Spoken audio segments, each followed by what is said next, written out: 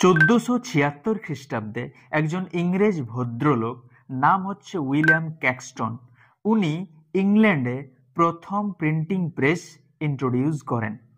কোথায় ইন্ট্রোডিউস করেন? না, ওয়েস্টমিনিস্টার এবিতে। আর এই সময়টাকেই বলা হয় the beginning point of English Renaissance.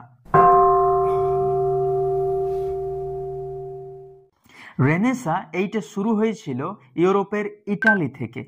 এই রেনেসা শব্দটা হচ্ছে একটা ফ্রেঞ্চ শব্দ, যেটার মানে হচ্ছে রিবার্থ, যেটাকে আমরা বাংলায় বলবো নবজাগরণ। এরপর 1516 খ্রিস্টাব্দে থমাস মোর একটা বুক পাবলিশ করছেন, যেটার নাম হচ্ছে ইউটোপিয়া।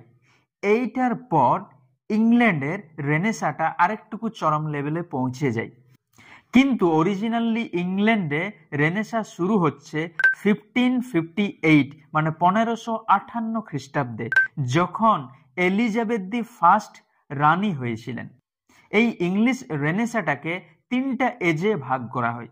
প্রথমে হচ্ছে এলিজাবেথান এজ, যেটা 1558 থেকে 1603 পর্যন্ত চলেছিল। তারপর হচ্ছে জেকোবিয়ান এজ, যেটা 1603 থেকে 1625 পর্যন্ত চলেছিল।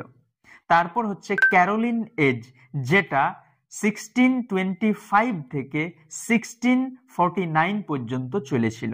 কিন্তু সব থেকে চরম লেভেলে ইংলিশ রেনেসাটা যে সময় চলেছিল সেটা হচ্ছে এলিজাবেথান এজে।